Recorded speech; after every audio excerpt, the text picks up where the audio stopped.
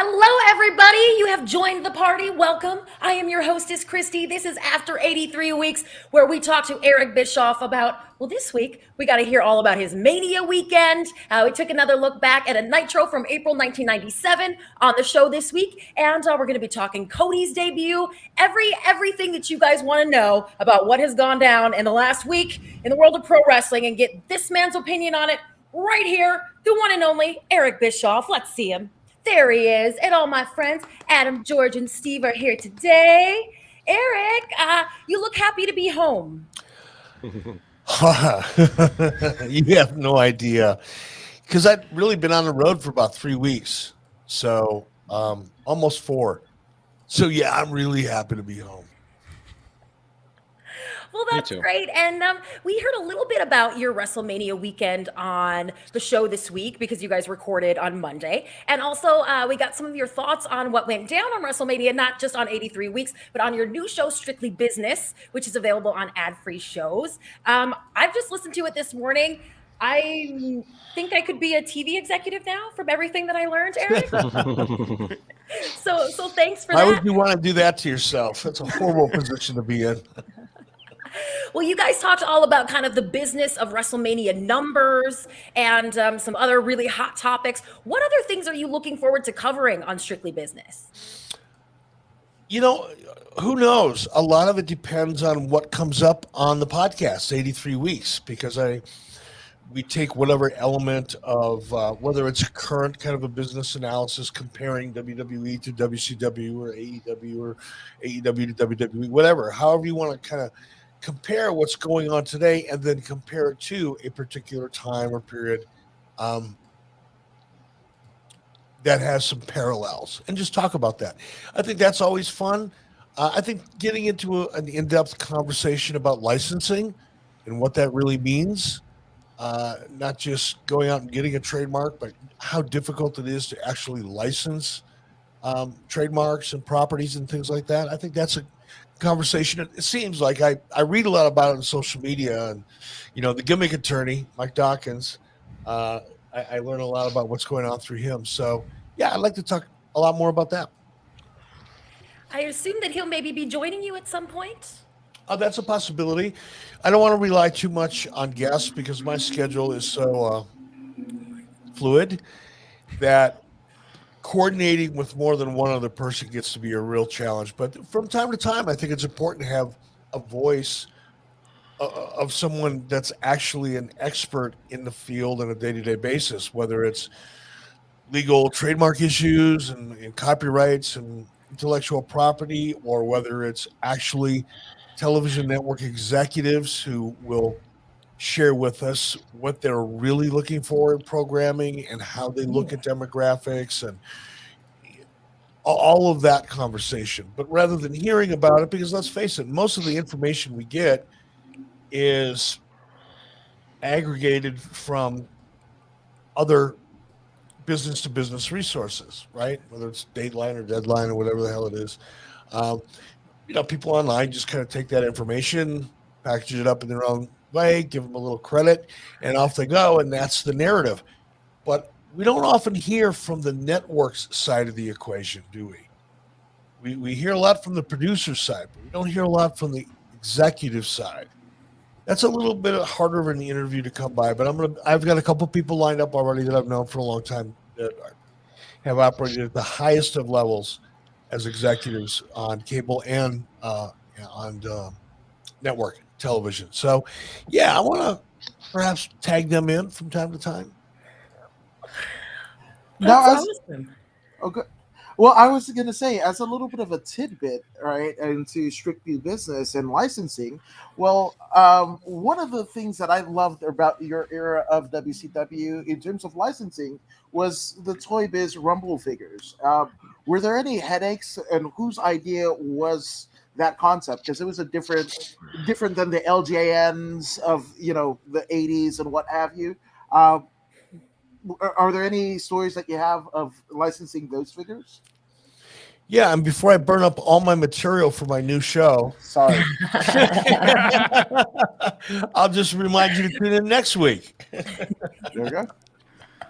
Love that. Well, I just want to remind everybody that they can do that if they are ad-free show subscribers. Check it out, adfreeshows.com. And we do want to say hello to all the top guys and everybody else who's joined us here tonight live from all around the world. Adam and Terry and Eddie's always here. We love to see you. Mick Mac, our great friend. Terry, Ibzon. I believe we have Cato Brown joining us for the first time. Hello, welcome. And Cato wants you to know, Easy E. He says, hey there, Easy E. I'm a huge fan of your company, WCW. Even though Vince bought it, I still watch it on YouTube. Amazing, sir. And amazing to Cato Brown for pirating a little bit of old school WCW programming. Well, have at it. Or just go over to Peacock. Some of the best stuff we ever did is there. I can speak from the back end. I guarantee you the ads that are running, the money goes to WWE. So you're not actually pirating. Oh. See, there's some inside information we don't know. Hey. Sounds like a WWE's man who Content tried ID to game is pirate money strong. any way he could. He knows all the tricks. Speaking of WWE making money, this past Monday, Roman Reigns came out hours after winning the main event at WrestleMania 38 with Paul Heyman. Paul Heyman coming out saying, SummerSlam broke records, Mania broke records, Peacock, giving WWE, $1 billion for their content. And there was one guy at the helm that was champion, Roman Reigns. Do you think that maybe he's a legit draw, or is that just no matter what, it's just going to be WWE and WrestleMania that sells that gets the money and gets the revenue? It's both, man. It's a perfect harmony of not only those two notes, but of several other notes to create a chord. Listen to me talking all guitar shit. Huh. I was listening to Stevie Nicks earlier this afternoon. I guess that's why. It's both, man. It's a perfect harmony when all things are going right. It's licensing, it's merchandising, it's PR, it's television. There's so many things that go into creating a successful brand, but it's all about the product, and the product is about the talent. So it's all got to be right. And if one note is off, the whole orchestra sounds bad. And I think what we've seen this WrestleMania, whether you thought it was the greatest WrestleMania of all time or not, it doesn't matter. But in terms of the business to business view of the world, WrestleMania is bigger now than it's ever has been, and it's continuing to grow at an accelerated rate around the world. And it's because of that perfect harmony. So with that said, SummerSlam, obviously revenue breaking, WrestleMania revenue breaking. Where would you rank a Roman Reigns in the all-time echelon of the all-time greats? I think, wow, how would I rank him? I mean, I don't even know how to really answer that. Under what basis? What are the parameters? What goes into a ranking? Look, he is a modern day superstar in the world of sports entertainment and professional wrestling. As champion in the position he's in and doing the work he's doing, the company is experiencing tremendous growth. How does his drop kick compare to Ric Flair's? I don't know. What are we judging here? Yeah, facts. Wow. I was looking to the originator of the question. Oh, good. Well, one of our live listeners wants to hear a little bit more of your thoughts, Eric, on Mania. Adam Bennett asks, what do you think about Brock losing? I thought it was great. I've been digging Brock since the day he made his comeback. And I don't know if you guys will remember this. I don't know if I said it on the podcast or if I said it on this show. But when the news first broke about Brock coming back, somebody asked me, what do you think about Brock coming back? And my response, I remember it vividly. I'm going to go back and try to find it because I like to replay it. Was, look, if Brock's just going to come back and be the same old Brock that he's been for the last, 15, 20 years, I really don't care. If he's invincible, if he just eats people, if he's, Heyman's doing all the talking, I'm not really seeing any other dimension out of Brock Lesnar, then I'm going to be bored pretty quick, and so will everybody else. But, because I said, let's take a wait and see. Let's not judge it. He just came back. And I said, or we may see a new dimension to Brock's character. he may have, and I think I used Marvel as an example, he may have that Marvel superhero flaw, something that takes him out of his game enough to create some doubt, some jeopardy, some drama, all that good stuff, that's good stories are made of. And guess what? He comes back and he's a completely different Brock. He's out there singing, he's laughing, he's cutting his own promos and doing a damn good job, I might add. And we're seeing so much more depth out of Brock's character. And then to not be invincible and actually lose, I find that fascinating. Fascinating for me because I can see where that potentially could take Brock. Now that we know he can be beat, and he knows that we all know he can be beat, he's going to have to add another dimension to that character to keep himself at that level. And I'm sure that he will. And I think that's going to be another interesting look into Brock Lesnar. So as far as comebacks go, right now I'm feeling like Brock Lesnar's comeback and everything that we saw as it manifested in that main event makes him a much more interesting character today than he was 15 years ago, to me. I agree. I agree. Which, I mean, when was the first time? Have you had any interactions with Brock? Because obviously we saw with Taker in his Hall of Fame speech, this is closer to Mark Calloway, the person, than it is to the Undertaker persona. So the Brock presentation that we're seeing recently in WWE, is that closer to who Brock is as a person? I'll be honest with you. I don't know Brock that well. I've worked with Brock. When I say work with him, I mean I worked in the WWE while Brock was in the WWE.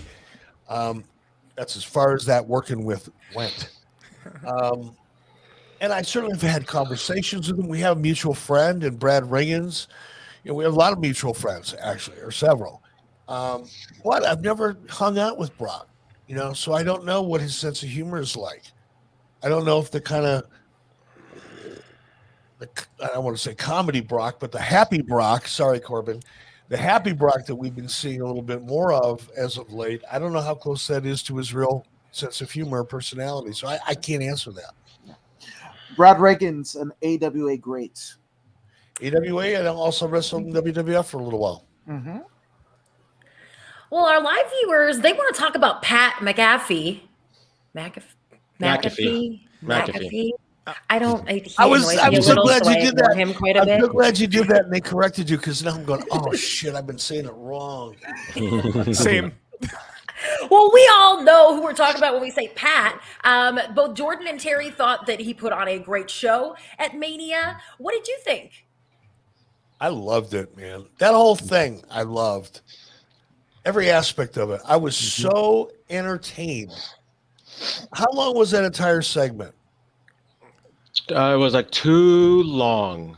Well, no. I felt it breezed by. For me. I thought the way it unfolded, it went like from, one kind of scene and then just quickly evolved into another one. They were all connected. There was a nice thread going through all of them. And the payoff, however you want to look at it. Whoa, Vince, I'm so sorry, brother. I thought everything was great. Do you take pride knowing that you take a better stunner than Vince McMahon? No, because the truth is, what is he, 76 years old? Well, he never took an even when he was 57 years old. Or he never took a good one. That's right. I probably, I wasn't going to compare my stunner from 15 years ago to his stunner at 76. That's kind of really not apples to apples. But if you go back and look at my best stunner versus his best stunner, I would venture to say I'd win hands down. Because I've always been much more athletic, which is one of the reasons why Vince McMahon, deep down inside, didn't want to show up to face me in a shoot. Because he knew you can walk around all jacked up and look into the mirror and proud of your veins and shit, and all else cool as hell till somebody kicks you in the mouth. Poof! Things change in a hurry. Did you have any opportunities to say hi to Vince this weekend? No, I didn't actually go to the venue at WrestleMania. I literally hit the ground running Wednesday night. I got into Dallas just in time to do a signing that I had arranged, a private signing. And then by that time, I'd been up since 4 o'clock in the morning. So Wednesday night, I just crashed.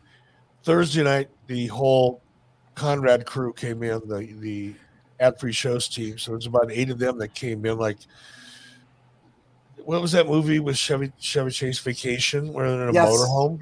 Yeah. That was Yeah. that. They came strolling in about 2:00 in the morning and told me about their road trip in the motorhome. And I was laughing till about 4:30. It was crazy. And then Thursday hit the ground running and had signings, and then had to go over to WrestleCon. Then I had stuff to do with WWE that took me into Thursday evening. Friday we had our own show. We had to be the building by. I signed till 1:00. Had to be to Gillies at 3. Played Gillies till we went off stage, probably around 9 or 10, and then we had to get back. So that was my evening. And Saturday, WrestleCon, got back to the Airbnb, and we watched everything on television with pizza and copious amounts of beer and other stuff I'm not going to talk about. And no one bothering you. Go me. What? Well, that sounds like a ton of fun for sure. Let's talk a little bit about Logan Paul too, Eric, because I know you were looking forward to seeing how he would actually perform in the ring. You pointed out how valuable it is to WWE to have someone like him with his following at WrestleMania. Giovanna said, let's talk about how amazing Logan Paul was. Wow, he is a real athlete. He has that old school heel face expressions and persona. What do you think, Eric? Do you agree? I'm going to sound once again like I have a crystal ball, and I can tell the future. But again, I'm going to challenge anybody that hears this to go back and listen to probably sometime around a year ago now, either on this show or on 83 Weeks. I was asked, hey, what do you think about Bad Bunny? And I said, one of the things that made me so excited about Bad Bunny is seeing a star like him put in the time and effort and take it seriously.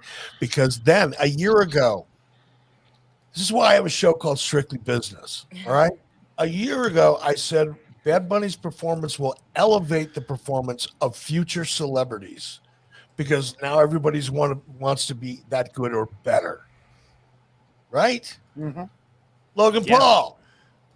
Boom, knock that out of the park as we're getting ready to open up the national or baseball season. Come on. National pastime. We knocked it out of the park better than they did. It's awesome. His attire was pretty amazing too. My So, goodness. yeah, I mean, and what I'm always impressed with is timing. You know, it's one thing to learn technique, moves. It's another thing, and you can practice them. And you can work in the performance center. You can, buy a ring and have it shipped to your house and work out in your own ring, whatever. You can do all that you want to, 24 hours a day, 7 days a week, for 6 months leading up to an event. But when you step through those ropes and there's all those people there and there's all that pressure, on top of the pressure you're putting on yourself, tends to make you a little nervous. And you know what happens when people get nervous? They speed everything up. When people get nervous, they talk faster. When people get nervous, they walk faster. When people get nervous, they eat faster.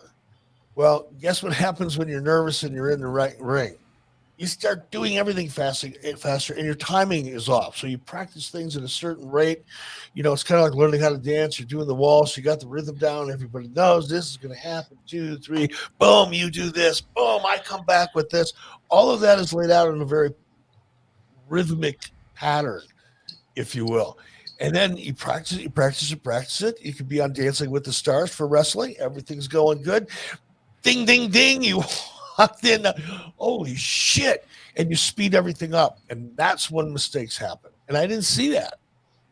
If you ever know anybody like older, and I'm talking about a wrestler now, not somebody like me that was on the business side, but talk to any old wrestler and they say, well, what can the young kids do today to get better? And 9 times out of 100, they're going to say, slow down.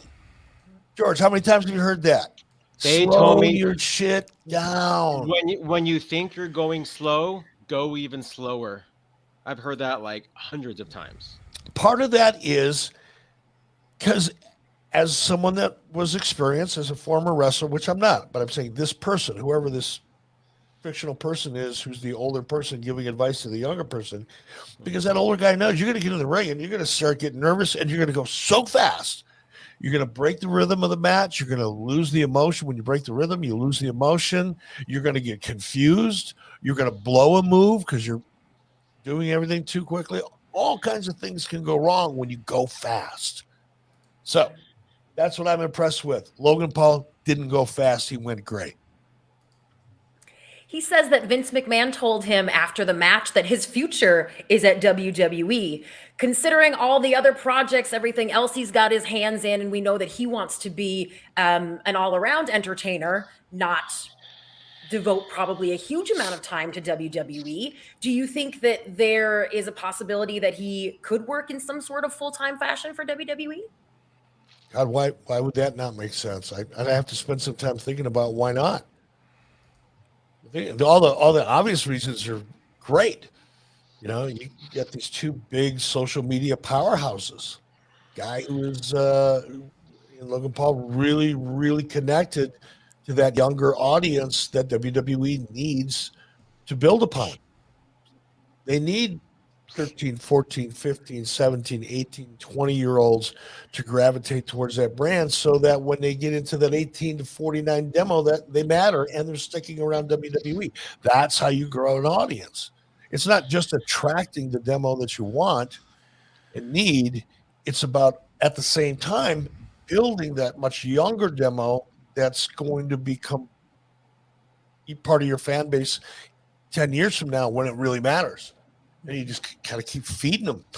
That's how wrestling's always worked. That's why, I mean, when you go to, you've heard me say this, man, when I've gone and done signings and personal appearances and I'm signing autographs, and 3 or 4 times a day, I have somebody come up, you know, a guy that's 45 or 50, and he's got his son or his grandson in some cases with him. And now they tell the story, how they started watching wrestling together. Well, that young kid is going to grow up to be that 50-year-old. And WWE wants to own them for as long as they can. And that's what Logan Paul, that's why that makes so much sense from a business to business perspective. From a creative perspective, yeah, too. I mean, he's gonna get additional eyeballs to the table, but it's gonna be enough to really matter in the long run. I don't know. But he'll bring enough of those teens and preteens that are soon to be 18 to 49-year-olds, he'll bring them in and get them in love with the product.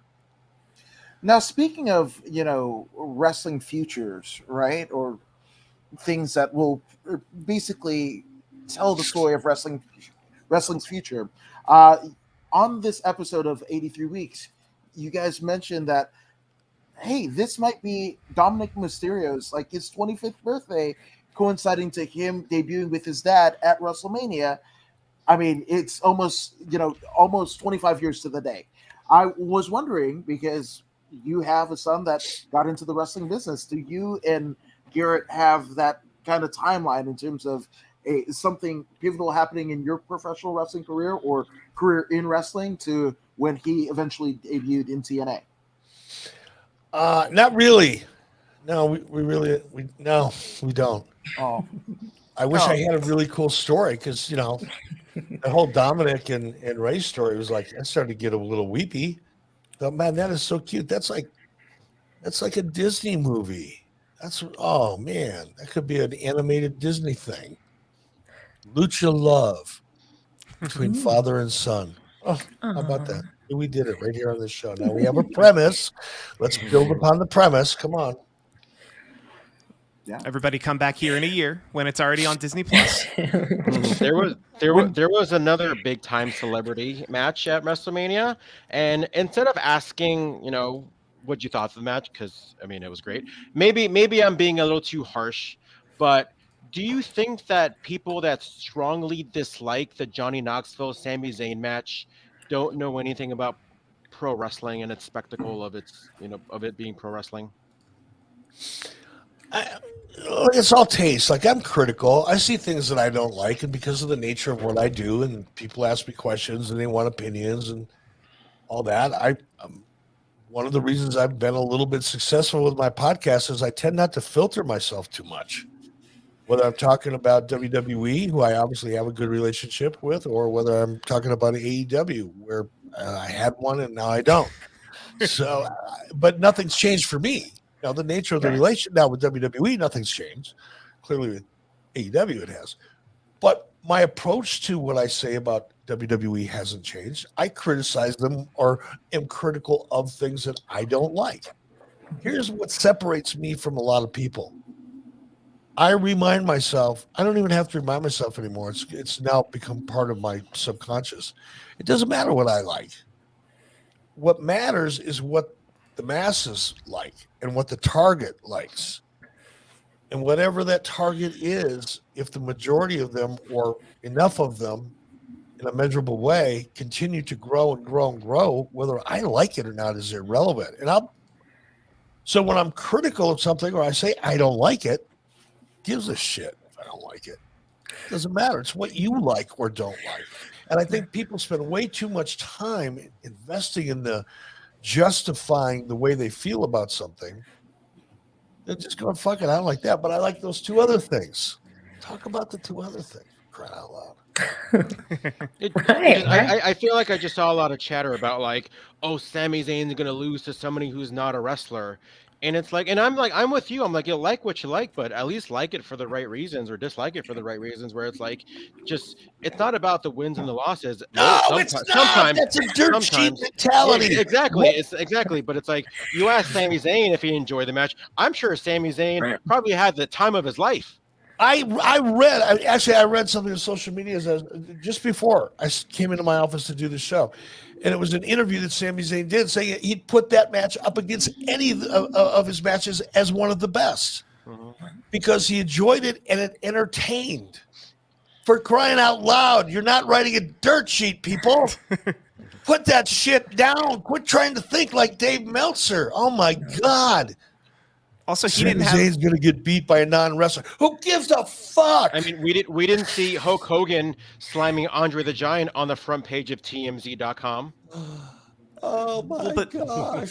Sami Zayn didn't lose a wrestling match to Johnny Knoxville, though. No, he didn't. And it doesn't matter. It does. Thank you for clarifying that, Steve. And I will add the fact that, I mean, everybody wants to go with the sanctity of WrestleMania. The WrestleMania 1, Liberace, Billy Martin, the Rockettes, and what have you. There has always been a celebrity interaction in every Mania since its inception. So see, I don't mean to interrupt you, but man, you're hitting all my buttons this evening. It doesn't matter. Here's what matters is the fact, thank you, Adam, that there's been a legacy of celebrity performances in WrestleMania. None of them, by the way, were stellar wrestling performances, with the exception of maybe Bad Bunny and now Logan Paul. Everything else was a gimmick. Yeah. For crying out loud, look at it for what it's designed to be, not what Dave Meltzer wished it was. Crying out loud. And then just look at the results, because your opinions as you're talking about wrestling like you understand it. Well, you're all talking about this, beating each other up on Reddit and arguing over shit you know nothing about, just because it makes you feel good. In the meantime, WWE's going on to build an even bigger, more successful global brand, because it's working for the rest of the world, just not you. I'm not going to say it. oh wow. No. He's coming. Coming close. Just pay your $15 a month for New Japan Pro and stay out of the comments. No shit. And don't go on social media. And don't talk in public about the things you think, because you're making yourself look stupid. There's going to be a record of it on social media. Mm-hmm. You're going to try to get a job someday. And somebody's going to do a background check on you.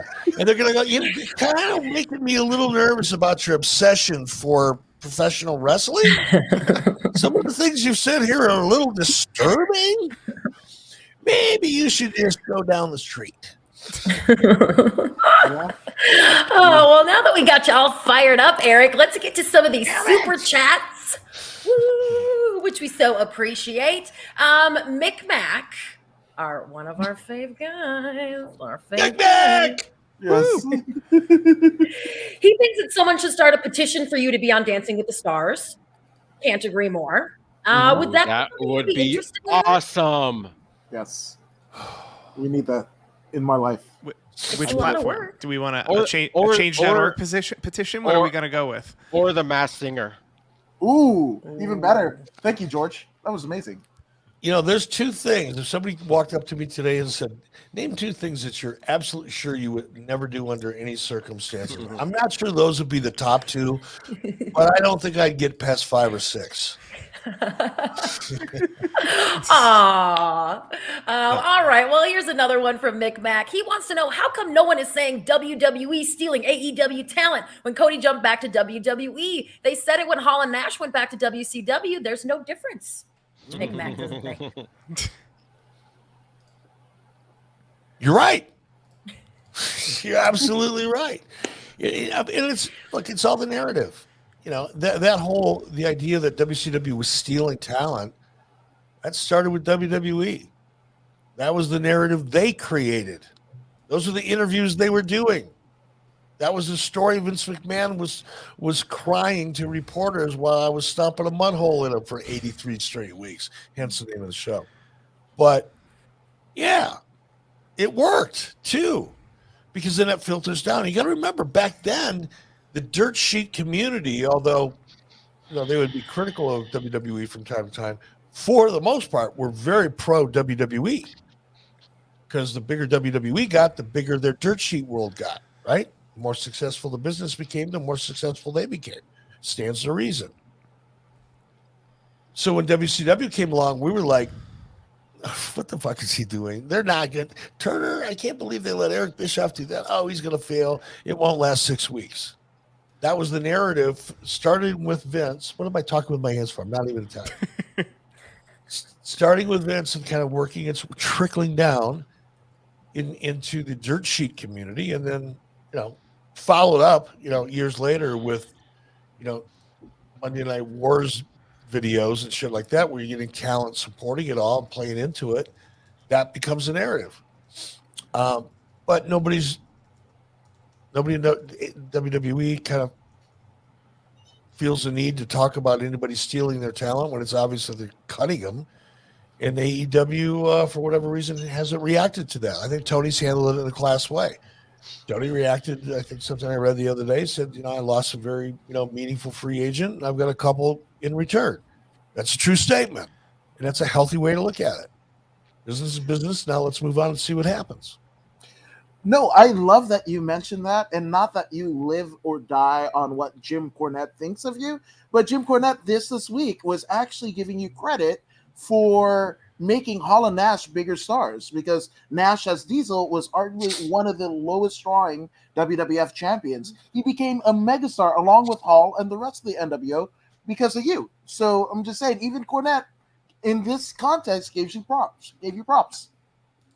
Well, that's nice to hear every once in a while. Actually, in my defense, I give you props all the time. So. Same. Well, yeah. 100%. Me too. Eddie Prather. The only reason I keep coming back to do this show is so you guys put me over every week. Oh, yes.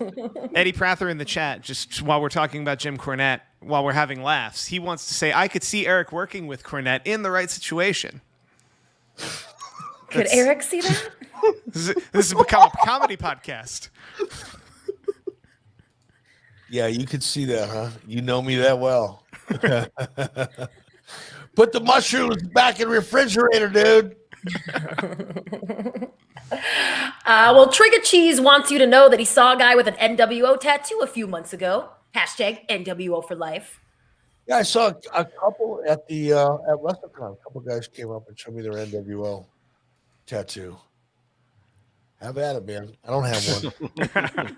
Ooh, have you seen anybody want you to autograph their arm and have the tattoo? Because that's a thing. I've seen it. I've seen other people's, but nobody's asked me to do that yet. First of all, they've seen my signature. It'd be like, what the fuck? I walked into the prop of an airplane. No, it's just like scar tissue. No, nobody's asked me that. Speaking of being famous, Josh Eternal wants to know, what do you love / hate the most about being famous? Well, I'm not famous, so let's start with that. I am recognized depending on the environment I'm in. And it always makes me feel good, especially if people come up and say hi. It means that the work I did connected. People remember, they had fun, they enjoyed it. I probably hear 100 times a weekend, oh man, you made my childhood so much fun. Oh man, you made my teenage years so much fun. How would that make anybody feel? Pretty fucking cool. Bet. Do people come up to you in like public places and say dumb stuff, or is that reserved strictly for your mentions? No, nobody comes up to my face and says stupid stuff for me. Isn't that funny how that works? Right? Yeah. No. The people that come up to me are excited. They're very respectful, and they're just happy to share their emotion. Like I said, it's always just, hey man, thanks for my childhood. I hear that 100 times a weekend. Did you run into any of the ad-free show's top guys during Mania? Did you get to hang out with any of our usual suspects? Well, obviously Jeff Jarrett, because we were in the States together. So, yeah, definitely Conrad. There were several of the ad-free show's crew there. So, yeah, I get to hang out with him. A couple of them I had a beer or two with. James Sorensen, thank you, brother, for coming back again. I don't want to start naming names because then I'm going to leave somebody out and that person's going to get hurt feelings. So I'm going to give a tip of the hat to James because he drove all the way up to Cody, Wyoming from Nebraska just to have a burger and a beer with me. So that deserves a nod of the hat, tip of the hat. But I had quite a few of them were there. Was there any wrestling? Was there any wrestling personalities that you met for the first time that maybe stood out to you this past weekend? No, I didn't get to, I didn't walk around the floor and say hi to everybody because it was just too crowded and I just didn't have time, to be honest. And the crowd is a big thing. And here's another thing. When I'm at a convention, if I see somebody across the room from me that I want to say hi to, I'm not going to go up to their table while they're signing autographs and taking pictures because that's slowing down their business. That's kind of rude, So if I'm going to try to say hi to somebody, I make sure I go kind of hang around that area or be looking for them when things are starting to pack up and slow down. Then I'll go over. But I didn't even do that on this trip because it was pretty crowded from bell to bell. Yeah. Another WrestleMania question. This one from Robert. He wonders, Eric, would you have killed to have someone as young yet so great in the ring as Austin Theory? The kid is only 24, but has it all from physique to mic skills to the in-ring abilities. And obviously, being Vince McMahon's protege, that whole storyline is a pretty good nod to him. I mean, I don't think Vince would do that for just any old superstar, right? That's putting it mildly, isn't it? Yeah, no, you're absolutely right. Look, I'm excited to see where he goes. I don't know how you could get shot out of a cannon in any more spectacular fashion than Austin Theory has, and I'm sure there's a lot of good reasons for it. So it'll be fun to watch him. That's another thing about. Again, this is the way I watch stuff. Admittedly, I'm older. I look at it differently. I was in a business for a long time, which makes me look at it differently. But it's all about the journey. It's all about the story, and the story is always about the journey. And with Austin Theory, what's exciting about him is like, whoa, who's this new kid on the block who's coming out of this cannon like a superstar from the get-go? How far can that go? So we're looking forward to his journey. We're going to go for that ride with him and see where that goes. Where, you look at Cody, kind of going back to the question about stealing or not stealing. I think another reason for that is the fact that Cody's journey from when he left WWE and the reasons why he left, and then what he accomplished when he was gone, and what he was willing to walk away from in order to go back to the place that he was so miserable at 6 years before. That's a freaking story. And I find that fascinating. That's the kind of stuff. So when I watch wrestling, this is the angle from which I watch it. That's the kind of stuff I look for.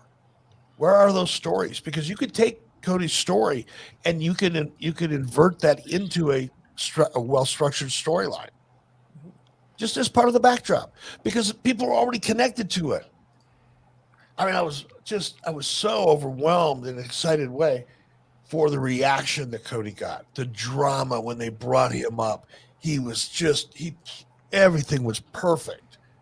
So we're all invested now in that journey, and we know how it all came together. Now that's a great story that you can build upon in a ring-worthy way.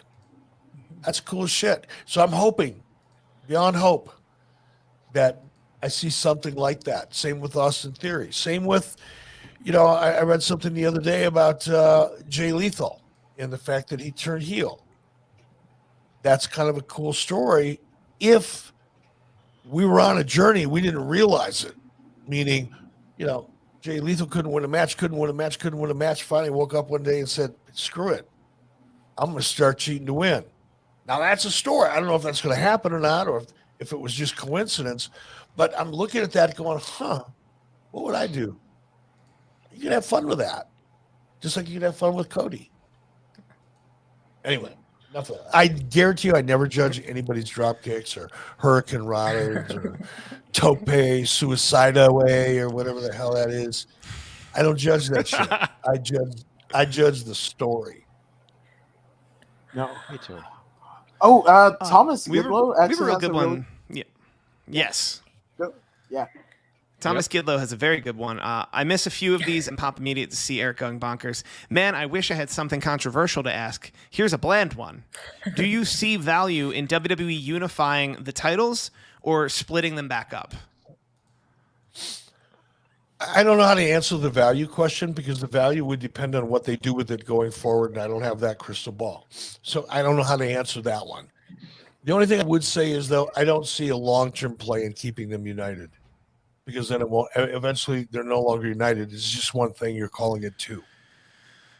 It's like me when Lori comes home, she sees me sitting on the couch with a beer while I'm watching something, and she goes, "Oh, how many beers have you had?" No, just one. Just one, because if I told her two, she'd get mad at me. And that's what happens when you got the unified belt in the viewers' minds, at least. That belt has become one, even though you're saying that it was two. So I don't see it long term, which tells me that it will be a shorter. Could be a year, could be 18 months, but it will be some kind of a storyline where splitting those titles are involved in the stakes, or at least the outcome. It's the same belt. The design style, it's the same belt. One of them's blue. Aside from, one is blue, one is black, And it used to be red. Oh my God! It's like, you're the world champion of a TV show. I mean, I'm glad that they're selling gimmicks, far and wide or whatever. But for me, the big gold was amazing. The wig dingle. Like, there's so many great title designs.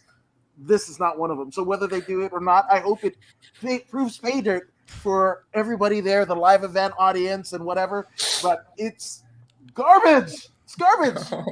That's I don't disagree with you on that one. I don't like it at all. And I it's just another little thing when you take away the mythology of a belt and what it means. When you just wipe all that away because there's a better way to make more money. Yes, there is a better way to make more money in the short term, the midterm, but in the long term, you're taking out another little piece of the story or the mythology that kind of makes the whole thing work. The belts have to mean something. God, how many times have we all heard that?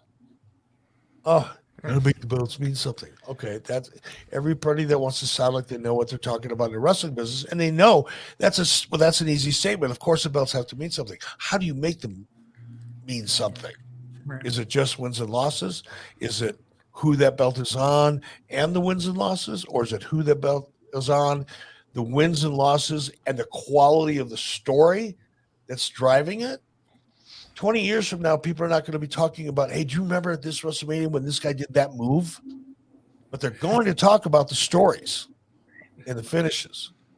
But when you take the mythology of the belt away, you're just taking one. It's like pulling a thread. You know, you keep pulling all those threads, and pretty soon it's just an exhibition. Facts. We'll have to keep an eye on where that one goes. Here's a great question from El Goaded, who wants to know, why do you think ex-boxers and MMA fighters like Cain Velasquez and Anthony Ogogo tend to flop, while artists and influencers, Logan Paul and Bad Bunny, do well? That's great. I don't know. It's more of an individual thing. You know, I don't think it's the fact that boxers can't become great professional wrestlers because they were boxers. I just think that individually, some people are just doing it for the cash. Other people like Bad Bunny love it. Logan Paul love it. Dennis Rodman loved it. Karl Malone really loved it. Kevin Green loved it. But there were other celebrity athletes that we brought in, or celebrity personalities, that they were happy to be a part of it and they wanted to have fun, but they didn't love it. And that's probably the difference. Yeah. Oh, I have a theory, but I don't know if I should save this or for the top guys on the other one. Well, save it to when you have your own show, brother. Oh, There you go. Ooh, Yeah, if only you had a podcast to go on. I know. We can work Well, on that. Well, how about this one to kind of wrap up before we get the after party started? Eric, you did mention a little bit ago that your relationship with AEW has changed, shall we say. Giovanna's giving you an opportunity to defend Tony Khan and maybe get back in the good graces over there. Not that you care that much, but she wants to know, is Tony Khan a huge mark? He grew up reading dirt sheets and sucking up to Dave Meltzer. He doesn't even care that fans aren't interested in indie darlings and Japanese wrestlers. Agree? Disagree?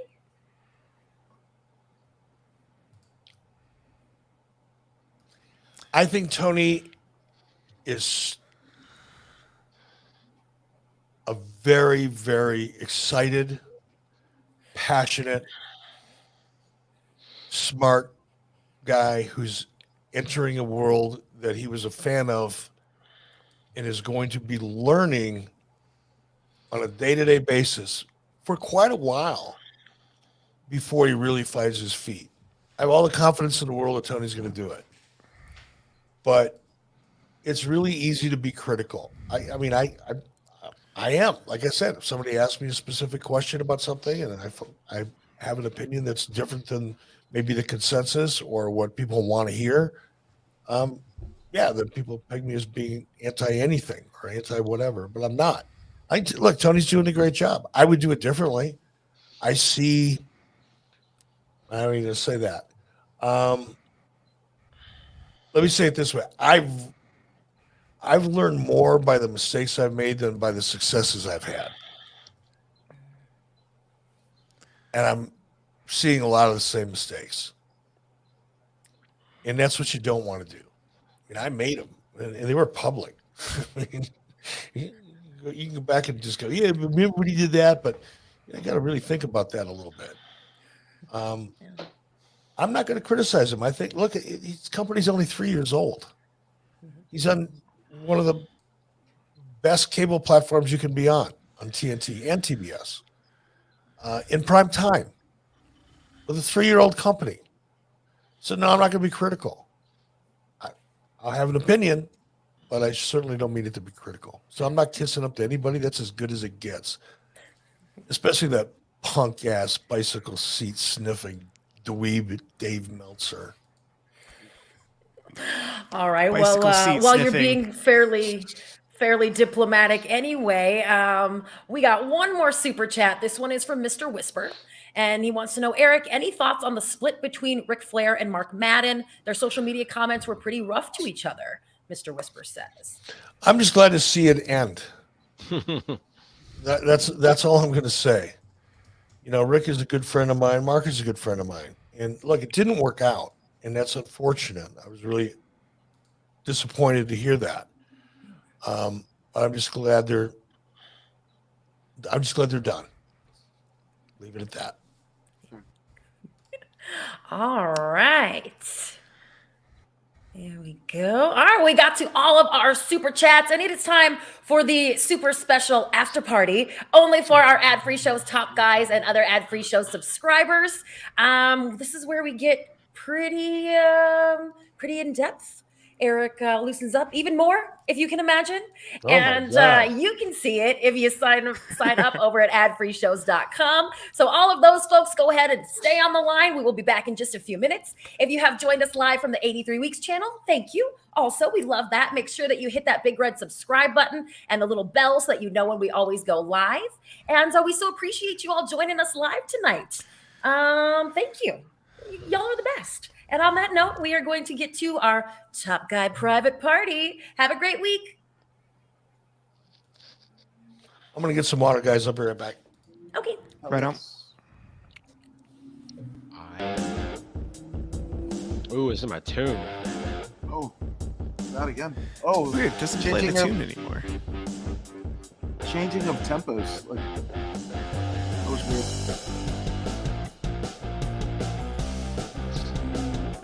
It's like a mismatch of like 3 different songs that might be played in an elevator.